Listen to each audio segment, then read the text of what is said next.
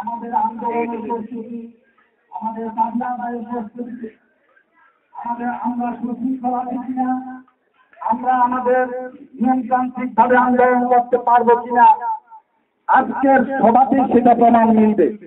আমরা যদি নিজেদেরকে শৃঙ্খলাবদ্ধ রাখতে না পারি, পরবর্তী নেতৃবৃন্দের নির্দেশ অনুযায়ী সুশৃঙ্খল ভাবে আমাদের দাবি আদায় করা মোটেও সম্ভব হবে না যদি আমাদের ভিতরে ঐক্যবদ্ধতা না থাকে, সুশৃঙ্খলতা না থাকে। সুতরাং আপনারা দয়া করে বসুন।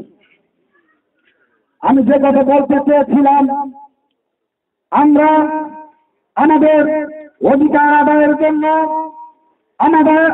আমরা আমাদের পেটের জন্য যে অটোবাইক ক্রয় করে বিভিন্ন সংস্থা থেকে ঋণ নিয়ে এই অটোবাইক দিয়ে সংসার পরিচালিত করতেছিলাম, হঠাৎ করে ঘোষণা এলো 20 তারিখে বিভিন্ন রাস্তায় অটোবাইক চলাচল করতে দেওয়া হবে না। যে রাস্তাগুলি নির্দেশ করা হয়েছে, যে রাস্তাগুলি দেখানো হয়েছে, সেই রাস্তাগুলো হলো তেলেকোনা থেকে, তেলেকোনার ভিতরে অটোবাইক ঢুকতে পারবে না, শাসনগাছার ভিতরে অটোবাইক ঢুকতে পারবে না, মগবাড়ি চৌমুনির ভিতরে অটোবাইক ঢুকতে পারবে না, পঞ্চম ব্রিজের ভিতরে অটোবাইক ঢুকতে পারবে না। তার যাত্রীটা কোথায়? আমরা বলেছি, আমি বিভিন্ন নেতৃবৃন্দের সাথে আলাপ করে বলেছি যে যদি মানুষ শহরমুখী সব সময় হয়ে থাকে, স্কুল কেন্দ্রিক, বাজার কেন্দ্রিক, অফিস কেন্দ্রিক হয়ে থাকে, যদি আমরা শাসনগাছা পর্যন্ত, তেলেকোনা পর্যন্ত, পঞ্চম ব্রিজ পর্যন্ত সীমাবদ্ধ থাকি, আমাদের অতগুলো যাত্রী হারাবে। অতগুলো যাত্রী হারালে আমাদের অতগুলো আর চলবে না, এই ব্যবসা নিরর্থক হয়ে যাবে। আমি তারপরেও বলেছি, শহরের প্রধান সড়ক বাদ দিয়ে রাজগঞ্জ ট্রাফিক মোড় থেকে শুরু করে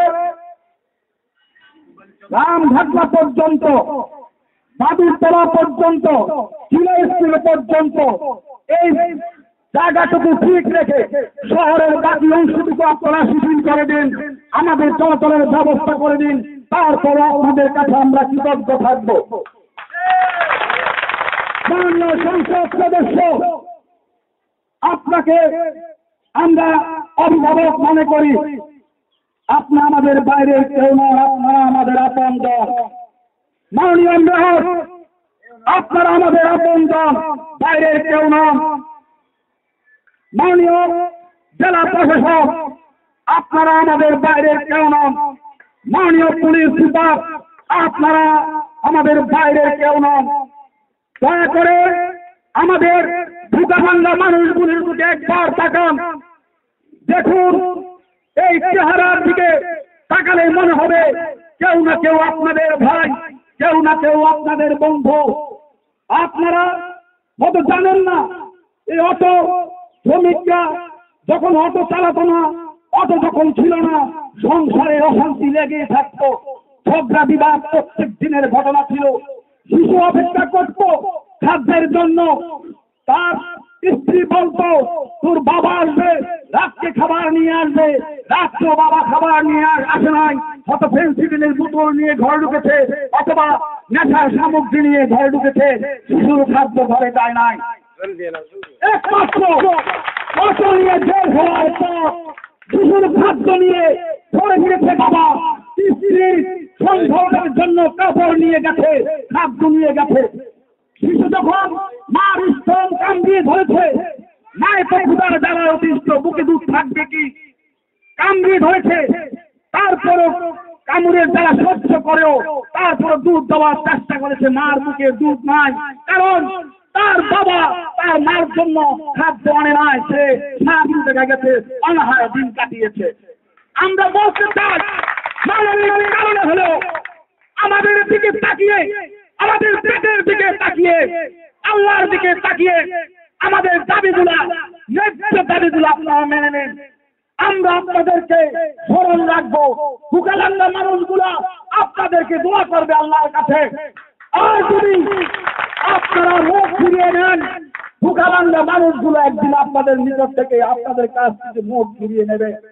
আমরা যখন শিশুদেরকে খাবার দিতে পারবো না, আমার স্ত্রী ইজ্জত ডাকতে পারবো না, অভিশাপ ছাড়া আর কিছুই আসবে না আপনাদের কপালে।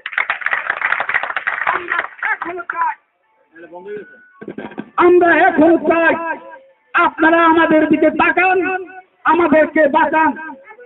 এই সভা থেকে সাংবাদিক ভাইরা আছেন, কোন প্রশাসনের ঊর্ধ্বতন কর্মকর্তা থাকতে পারেন, ওনাদের কাছে জানিয়ে দিন। ছোট্ট সভা হলেও আমি বলতে চাই, স্বরাষ্ট্রমন্ত্রী, যোগাযোগ মন্ত্রী, এমনকি প্রধানমন্ত্রী কাছে আবেদন করতে চাই, আপনারা কর্মসংস্থানের জন্য বারবার ঘোষণা দেন, বারবার মানুষকে বলেন আমরা রুটি রুটির জন্য আপনাদের পাশে দাঁড়িয়েছি, আপনাদের কর্মসংস্থান করে দেব। কষ্ট করে হলো আমরাই করে নিয়েছি, আপনারাই সেটা রক্ষা করুন, আর কিছু লাগবে না। আপনারা যদি সামনে আন্দোলনের কর্মসূচি আসবে, আমরা শান্তিপূর্ণ কর্মসূচিতে বিশ্বাসী, আমরা সন্ত্রাসী নই, ভিক্ষুকও নই। আমরা মানুষ হিসাবে বাঁচতে চাই। কর্মসূচি আসবে নিয়মতান্ত্রিক ভাবে।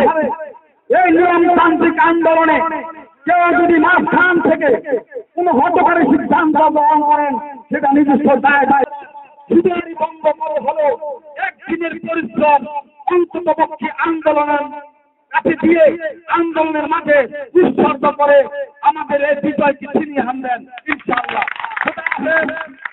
হবে আপনাদের আন্দোলন দীর্ঘ হোক। ধন্যবাদ। আবুল হাসান অধ্যক্ষ শুনলেন। তবে আমি একটু দুঃখের সাথে বলতে চাই,